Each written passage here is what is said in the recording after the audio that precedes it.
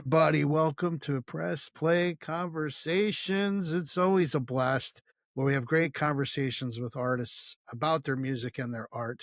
I am the Don. I got the great Tina with me, Dean Baldwin from SiriusXM and Press Play, just like Tina, CEO of Press Play. And we're very excited to have Jesse Blaze Snider here. How you doing, Jesse? I'm doing good, doing much better. I like started my campaign, my Kickstarter campaign, and I got like sick the next day. Ugh, Lord. And when I don't, stress. yeah, when I don't feel good, I get super, not to say antisocial, because it's not like that kind of thing where like, but like, I like to bring energy to my friends and be a bright light. And when I don't feel like I can give that, especially when like a lot of the talking to people I have to do is a little slavish, I gotta like, have this same conversation over and over again or whatever it is, like, and you're sick. It's just like, so I just kind of like was doing I did the best I could, let's say for last week, but I'm finally feeling a lot better. Thank goodness. Good. Glad to Thank hear that. God. So this is your Sophageo. Am I saying that right? Project. What was it? What were you saying? Is it how pronounced Sophageo? The solfeggio. So as far as Sophageo. Yeah. solfeggio is, as I've heard, I think I've heard it pronounced that way, as well as read it a whole bunch. Yeah, this is really a cool thing. There are different frequencies. Everything is different frequencies. Everything's vibrating. Sound is very important in our reality. I've been for the first almost 30 years of my life, I was a hardcore skeptic, not spiritual at all, atheist. But as a teenager, I learned about tuning frequencies, and I believed in math. And the mathematics associated with something like 432 frequency versus 440 hertz, which was what the standard tuning was, just really kind of fascinated me in a lot of ways. 432 is, a number that a lot of different numbers fit into. It's all about kind of like folding the paper, music and really good writing and whatnot. It's very much like origami or something, where you're creating all these different dynamics, these wave dynamics, but they're all differentials based on previous dynamics. It's like this sets the tone for what the length is, and then we can cut that in half, or we can double that, or this sets the tone for, is it low, or is it mid sung, or is it high, is there any guitar in the part, is it just bass and drum? So like there's all these like little dynamics that you're just kind of floating with to create an arrangement. So And what you love a good sound bath. yeah, no, well, ultimately that is what I'm saying. I had later experiences as I worked at a spiritual shop for a little while because I wanted to learn about stones, and also they had like some stuff in the back, so I did some classes on hermetic principles and universal law, and some angel card readings and some things like that at the time. It was a fun time in my life, and I was learning. And my friend Christine, she was a sound healer, and she offered me a free session, and I went in there and like, she's like lighting me up with all these things. And I immediately just went like, what are all these tones? Like, could I make music in these tones? But I had been struggling to make music in 432 hertz, with a lot of musicians like looking at me like I had two heads, and a lot of people not realizing, why would it be important in the first place. I'm trying to find this picture that really like exemplifies the whole thing in like one image. But these harmonic tones, this is ancient wisdom, and I've become smart enough to really believe in ancient wisdom. 432 in particular is an interesting one for me, because when you look at the picture, and I'm gonna try to pull, oh, there it is, my library. Aha! I'm like, I couldn't find the button. So on one side of this picture is 432 hertz frequency, and the other side is 440. Guess which one's 440? Messy one. The messy one. messy one. And 432 is that one. And it's Mhm. already been tested at least a certain amount to show that it lowers people's heart rate and like calms people down. And in this world of school shootings and whatnot, like, wouldn't we like to calm everybody down? There's actually a song on the record called Heaven 24/7 that's about school shootings. I I am a huge believer in it. It's probably over 10 years ago. My daughter came home and she goes, "You like Jimi Hendrix, right?" And I said, "Yeah." And she said, "Which of these two recordings do you like better?" And she played two of the exact same songs. I think it was Castles Made of Sand. It was one of my favorites. And I picked one out, and she goes, "You know what's different about that?" And I said, "No, what?" She goes, "It's 432." And she started explaining it to me. And I'd heard about it at that time, but I don't want to say I was skeptical. Maybe I didn't understand completely, but it was at that moment and you can't hear the difference, you feel the difference. And then we sat there and spent the whole afternoon going song after song comparison. As like, oh my God, there really is something to this. There's totally something to it. And, you know, I hadn't been able to do this. I'd always wanted to do it. And I've become a ridiculously prolific songwriter. I mean, I'm sitting on like 5,000 unrecorded Good grief. songs. No, really. And it's very frustrating for me. And I had a friend of mine come to me and say, hey, there's some AI music programs and you should use one of these things, and I went, no, I write. I'm the writer. I'm not using AI. Right. And he said, no, you can put your stuff into the system and they'll help you complete it. Like you could use them as a backing band. And I went, oh, well, that's interesting. And at first, for me, it was just really interesting because I had all these songs that I had been singing to my kids for a decade. Each one of them, I wrote them a little ditty that like I would sing to them all the time. My son Cassidy hates his. I only just got permission to record it. 'Cause it's like a reggae song. It goes, Cassidy West does it in his chest to be the best, so much better than the old Cassidy West. And he would go, no, don't sing it. Uh, but I had ones for my other kids that they liked better. And I had a song I'd written for my mom on her 50th birthday. All these songs that were just sort of really important to me, but they were not appropriate for me to bring to any band or any, meeting, song or commercial, because I was doing a lot of commercial placements and stuff. So it was just, I never had an opportunity to record them. And I just started recording all these things and sending them off to my loved ones. I even had a great one called Young Frankenstein that I always wanted to share with my dad because it was made up of all Young Frankenstein lyrics. But I wrote all the melodies, so I wasn't just like pumping this into the AI. AI, write me a song. I had written the song, I could have sang you the song, ages, Are you but talking Mel Brooks, Young Frankenstein? yeah. Oh my god, I love it. Frankenstein. Yeah, yeah, yeah, yeah. It's pronounced Igel. Yeah, the hook is really nice. It's like, oh, this is a nice boy. Oh, this is a good boy. Oh, oh, this angel, and what a good boy he is. It's this really just like pumped up kind of 80s rocker, but with all the dialogue specifically from the scene where he's locked in that room Mm-hmm.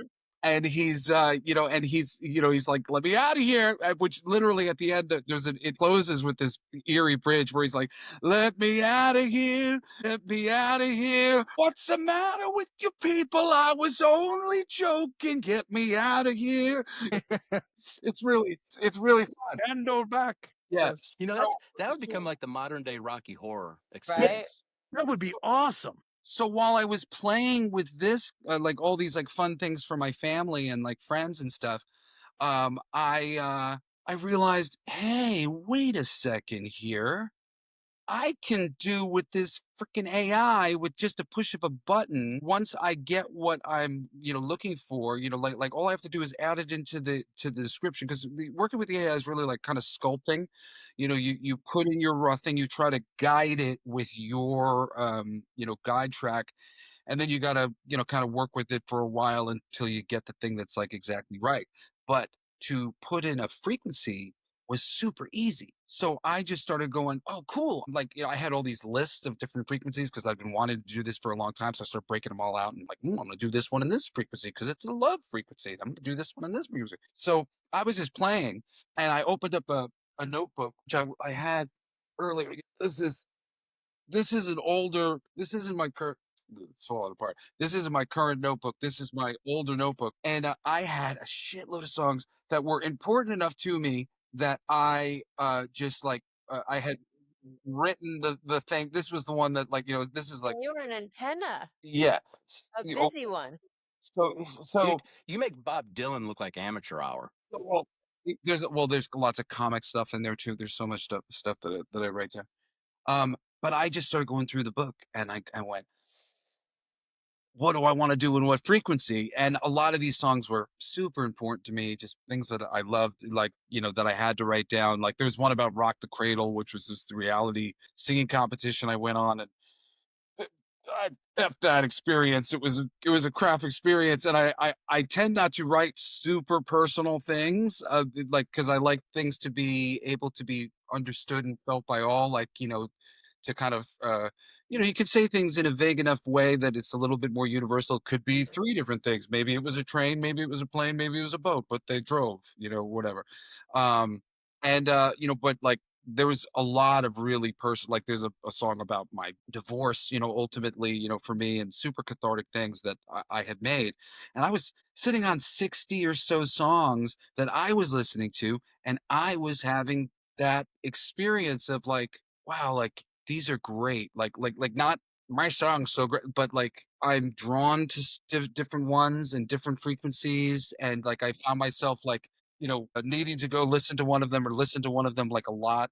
I had given it to my brother Cody, and he called me and told me at some point that he had listened to the final track on the album Time 100 times, just over and over again while he was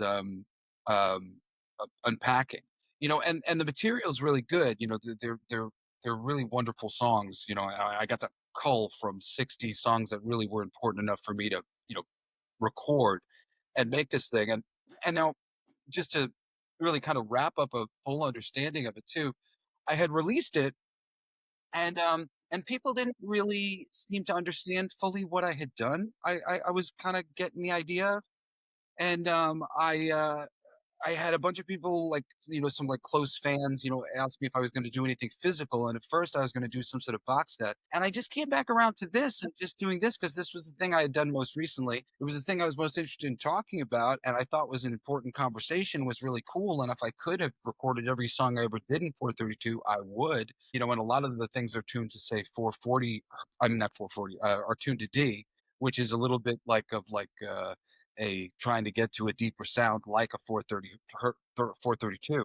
But it's really like a cool conversation to have. I think there's no reason why we shouldn't just change it from 440 to 432 when it's, I mean, you see that image and you're just like, well, yeah, imagine you were getting in the elevator and the music was chilling you out, and you're watching a movie and the score was chilling you out. And, it just like music could be a weapon to be helping the world be more peaceful. And, so that's become my thing. I started a petition.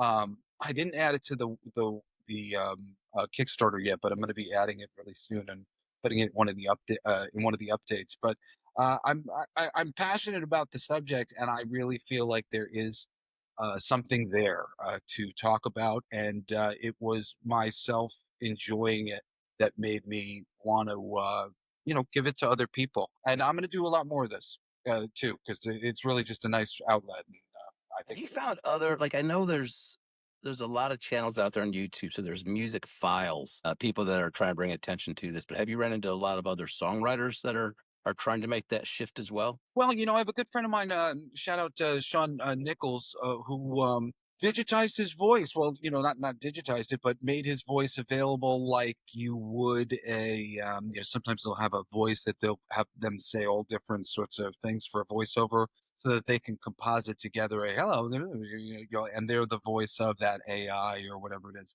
So he made himself like a AI rock vocal that people could download and whatever else. Um, you know, I think it's really cool. A lot of people find the AI conversation like taboo. They're really mad about it, and other things. But I think it's a tool like any other. Is it going to make the third tier people competing disappear? Probably. That doesn't really bother me though, because those people are just sort of like disrupting the system with like monotony. And I don't mean that by even like the material. Like it's just sort of like more voices yelling that don't exactly deserve to be there. It's a difficult business, especially when you don't um, adhere to the traditional norms. And I mean, nowadays, the norm is, get a freaking child and, rape them into Hollywood success, by a young age and then turn them into a sex symbol. And I mean, it's like, they really, they do that because they want to control you, control every aspect of you. And, because I was Dee Snider's son and, coming from a background of music, most people at least sniffed out that I probably knew what a contract was. So I wouldn't get the same sort of opportunities that a lot of people would. But when I would get actual opportunities, everybody always wanted to turn me into Bon Jovi, a sexy boy that they could sell to the little girls. And I was a Liberty Spikes having, I still, do colored mohawks to this day. And, I was a rebel, like not like, you know, writing love songs. I was trying to empower people and make people see that they weren't alone, and that we could make this world a better place. And I didn't want to be locked into trying to croon to little girls. So I went behind the scenes, for many years, and was fighting the good fight, getting things on ESPN and Monday Night Football, NASCAR, college football, things like that, and in some movies and some TV stuff or whatever. And and that was cool. And I'm still working on more of that as well, and I get more of that as well. Coming in as everything's like trickle, and then it always seems to pour, and everything happens at once. Yeah. But now I've been a lot more active playing out and doing things with my band Dilf USA. But then this became this wonderful hobby that was bringing me a lot of joy and an excuse to talk about sound frequency and why don't we change the tuning, and it shouldn't be hard for me to do this. Well, let's talk about the AI. I find it interesting. I'm going through a journey of AI transition myself right now. Don knows this. Your AI I transition. definitely well, transition, and I'll explain why. So I definitely would started off on the side of, yeah, this is bad for a number of reasons. You got people that now don't even have to learn how to play an instrument, and all of a sudden they're releasing a song in a week and compete. And the streaming is commoditizing music. So I'd get on my soapbox, and there's a lot of it I still am on. But I've been involved in a project with these guys over the last couple months, developing a very robust new music platform. And we're relying heavily on AI agents to help code it. And one of the things I've come to learn on it is it's not just as simple as saying, build me this app. You still have to know how to read code. You still have to be able to QA it because they make mistakes. They don't do things the way you want. They actually run into the exact same errors and bugs that humans run into. And so I found myself orchestrating. And through this process, it made me begin to go, well, wait a minute. Bach didn't know how to play every instrument in an orchestra. He just composed the music, but he would have to rely on a virtuoso behind the instrument. So how is that any different if, as a songwriter, all of a sudden you choose to use a tool, an individual, to help you bring to life a part that you're already envisioning? So I have found myself over the last probably month going, you know what? Maybe the stance that I had originally was a little bit too black and white, and there is a lot more there. So then I start watching your stuff, and it's like, yeah, I think I'm getting it. Yeah. I had it's very interesting. The experience for me is nearly identical to my experience working with musicians in a lot of ways, because it's all about, traditionally most musicians would go into the situation, and there'd be a guitar part and, hey, we got this bit, and like, write something for it. But I found that when I was doing that, the shape of the things that were written were always very bland to me. They was just very similar shape because they were basing it off of sort of like they were doing what the AI was doing. They were making like a subtle, kind of averaging of a bunch of different things that they heard and they liked. And then I would have to kind of go fill in something that kind of needed to sound something a little bit kind of like that thing that they liked, as opposed to unique and interesting. Uh, when I started bringing things in, at first it was me trying to translate these things. Then at a certain point in time, I was getting frustrated, and I learned first it was guitar a little bit, and then it was piano. But I brought like I forgot what you call it, the music studies class, where just you learn all the things you like. I had learned to like sight read music when I was a kid in the Florida Singing Sons, which is like a traveling Florida choir. Where I was in like fifth grade or whatever, but I still kind of knew how to do that. And then I started writing my own things for a minute, but every single time, because like I was really spending all my time working on the melodies and the lyrics, and I was a writer, and that was what I cared about the most. I would bring it to one of my people. They would go, "Okay, that's good, but how about this?" Because there's a lot of options when you go to find the chord arrangements for the things, and I would think I was doing really good sometimes, and I would always just find that my guitar players, that they had, they just had way more experience. I wasn't playing with my guitar. I was occasionally breaking it out and going, and like, looking at it like it was a thing that, oh God, because it would take me hours to figure out, to figure out some of these things. But like, if you talk about this, like from a musical standpoint, when it comes to like royalties, technically speaking, you're supposed to get paid for the lyrics and the melody, and the music is considered the arrangement. Generally speaking, when I release things like with bands, I always go, well, I wrote the lyrics and I'll split the melody with you guys because we all, and generally, a real band, I mean, the few that I've had that have been able to be a real band, they're arranging it with me. We're arranging it together. I'm not doing all the arranging. But I try to, cut the people in. And I think I have a similar sort of plan in mind for myself because, I consider these kind of AI demos. They were things that I was able to bring to life. They were sitting there. The songs were written. I had a vision and have a vision to do more of these, healing frequency things to give people an alternative to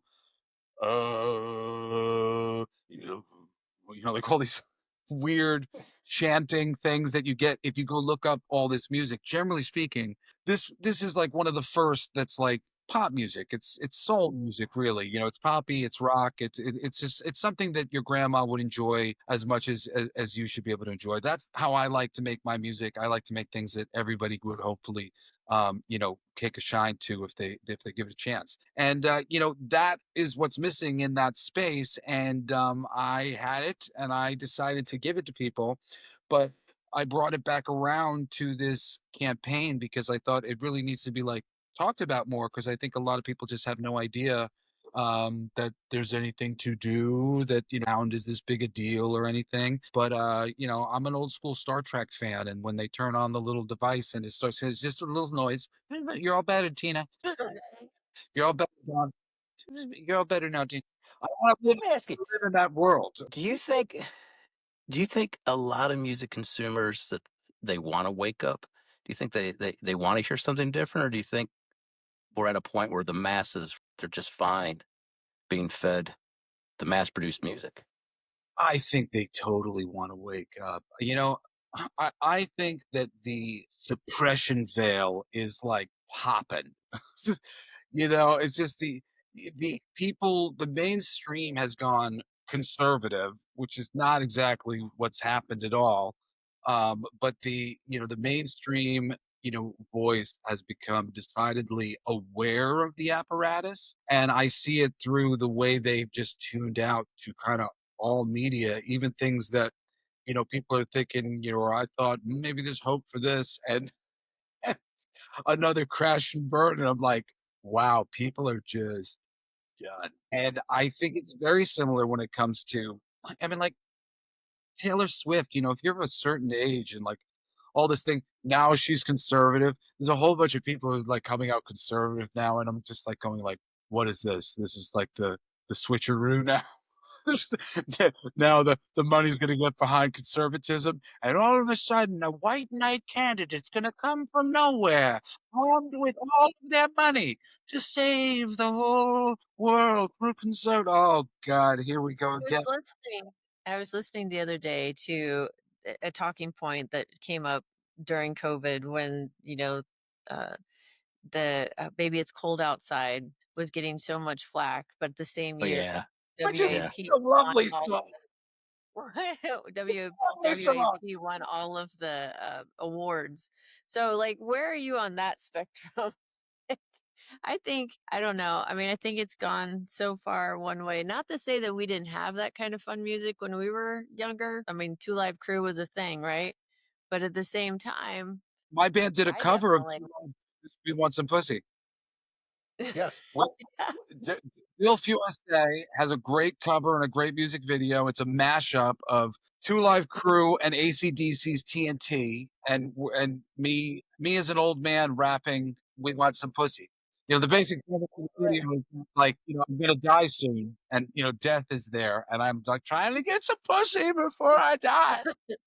Damn it, I wanna get some pussy. And so it's funny that you should mention it. And you know what? I believe it's funny when my friend suggested that song.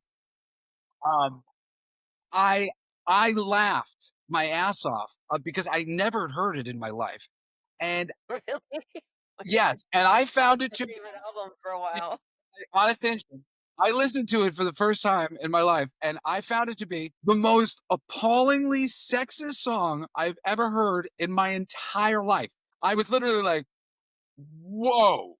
Like, I was like, he wants to do this? Like, and I was like laughing. I'm like, this is kind of hysterical to come out of my mouth because, like, I would never say any of these things. But the more I felt that way, the more I was like, oh, well, I got to do it because that's fun. And it's a fun juxtaposition. And I ended up arranging it in a way where, not that we made fun of it, but we made clear that we were having fun. With it, You right? know, and because I said ultimately it's like the ultimate celebration of the pussy. It's just being celebrated by people that, like, you know, are kind of Well, sexy. You know, so I was like, so we can do this. And you know, to really answer your question, you know, like, I believe in that so hardcore. You know, language, the word fuck, you can say it in many different ways. You could say, oh, fuck you. And you could say, oh, fuck yeah. Right. That's about resonance and language. Right. So, like, I have a song that's probably going to be the bonus on the campaign that we're doing. Like, if we make it to 10,000, there's going to be a bonus track. And I've got the song called Conspiracy Theorist. And it's all about turning it into this rousing, yes, yeah, I'm a conspiracy theorist. I look around and just can't understand. You know, just yes, I am that. And you know, like without having to say fuck you, changing the way a word is spoken. And a great song, a great thing can really when it can embody something. Similarly, like I have a song that's like ultimately like as I was writing it, I was thinking it was up to because everything's up to when you write in like sort of um, right. you know, layers, right? So this song, it's like how bad can the layers go? This is kind of a good like a little good lesson in storytelling, right? In lyrics, but it's called Hide Smart, and it starts off and it's like it's breathing. You know, I hear you breathing. You know, and it's like searching for this person, and the mid part is I bet you think you're pretty. I bet you think you're smart. Oh no, I bet you think you're witty. I bet you think you're smart. I bet you think you're pretty, but that's just how you start. Tear this place apart. I'm going to tear this place apart. So you better hide smart. And then in the next verse, he's beating. I hear it beating, you know, he getting closer, you know, to tear. Who knows what this thing is going to do. But, you know, like for me, it's like, you have to represent what the true fear is. The true fear is that it could do anything to me. Hmm. I don't know what's going to happen. It could be really bad, you know, and if you're not willing to fully embody that, you're not going to get the full breadth of power in the lyrics and in the emotion of all those things. And honestly, I learned this lesson big time. There's something that you can check out for free. It's at blacklightdistrict.co. Actually, if you just go to our new website, it's blacklightdistrict.studio, easy to remember. There's a link to it there. But you can go and check out these different comic books that we made, and they were all inspired by different comic book like archetypes. And one of them in particular was called Green. It was about the Hulk. And all of these songs, because I was putting myself into something else, I wrote with a more evocative language. Also, bless me, also inspired by my mother, who had asked me because I write comic books, and she's like, "Your storytelling is so great. You really need to get it into your writing more." And I definitely went into it with that as well.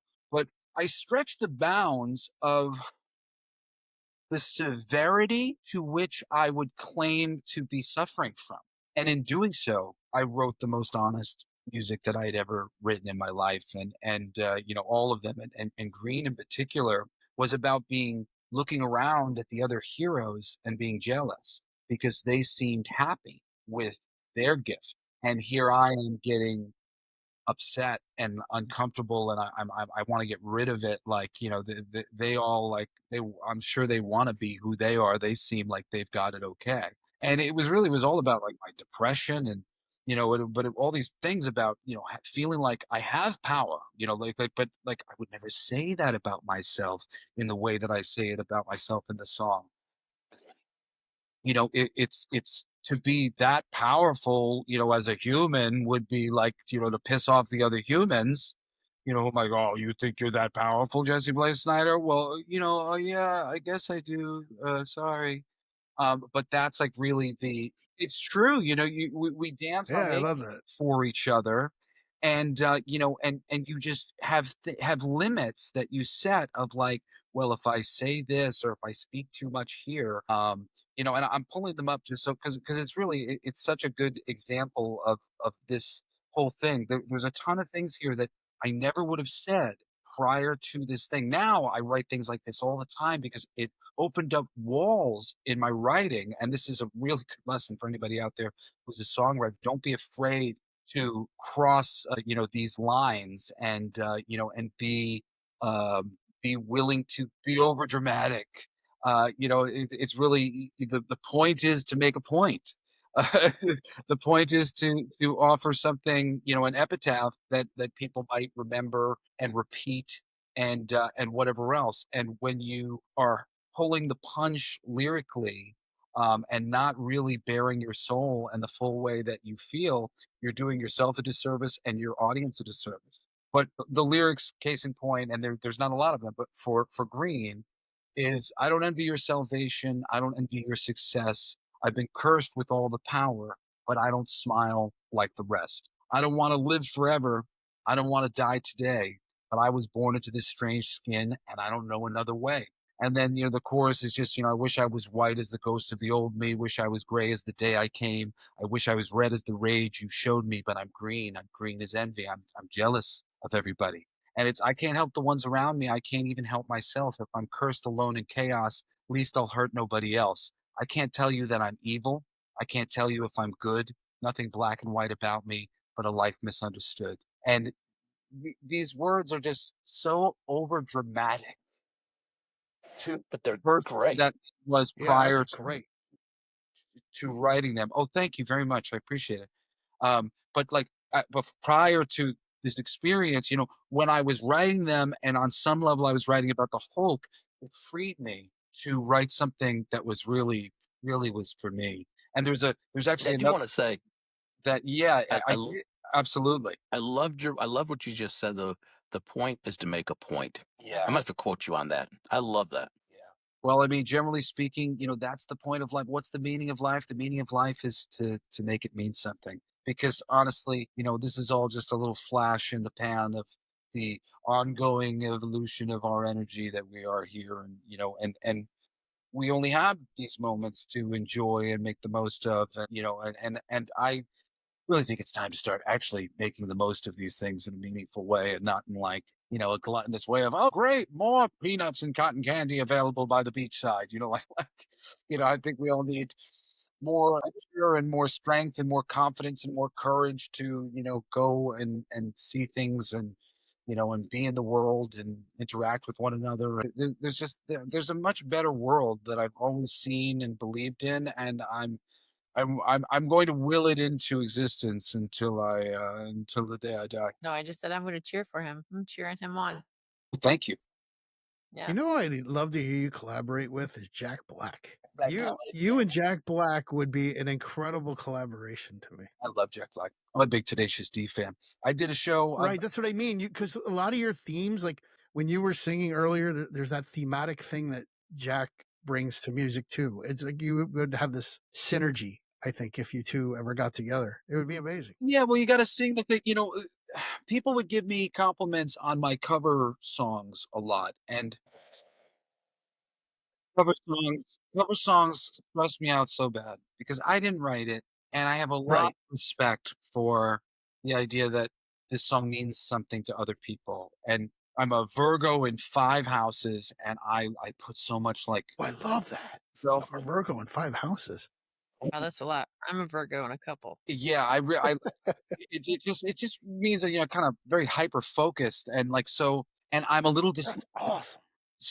I'm a little dyslexic, so when I try to memorize something, if I work too hard on it, I will overwork it and I will mess it up. If I if I work, like, I really have to sort of balance, like, my sort of, like, do everything very, like gently, but every time I do it, it's kinda like free soloing for me. I'm like, "Okay, I'll do that cover song 2 weeks or 3 weeks," and it's like, as soon as it comes into view, it's like, "Okay, need to learn it just enough," and jumping out. And when I do well on these things, and I tend to do well most of the time, and I get compliments.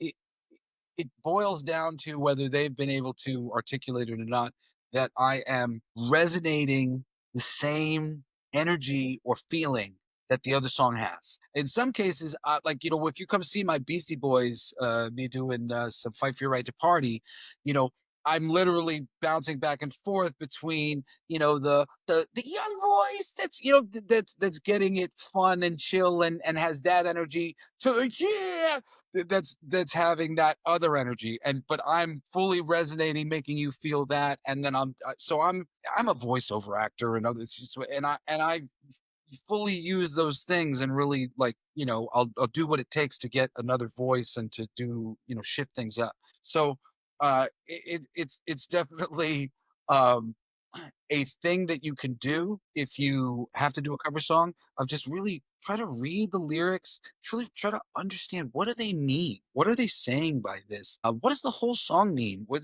what's the chorus? That's the thing. Everything's revolving ultimately around whatever the thing that's being repeated. What does this mean? And if you can tune into that and try to bring it forth as authentically as humanly possible, you don't even have to sound exactly like them. I don't sound exactly like the Beastie Boy guys, but close enough in spirit that, people are always like, "Oh my god, that was so great! Your Rage Against the Machine was so great." Because, yeah, man, I love De La Rucka, and I'll show up and I'll get that spirit, and and throw it down fearlessly. Because that's the other thing. Just, you have to be fearless enough to know, like, what you could do, and if you channel this stuff. But I mean, all writing in general is ultimately just channeling. I When love I it. was younger, um, I was more of a poet, a little kid, playing with words and stuff. So I remember writing things, more based on, roses are red and violets are blue, and, very just little simple things, stacking stuff, and some of that poetry is really wonderful.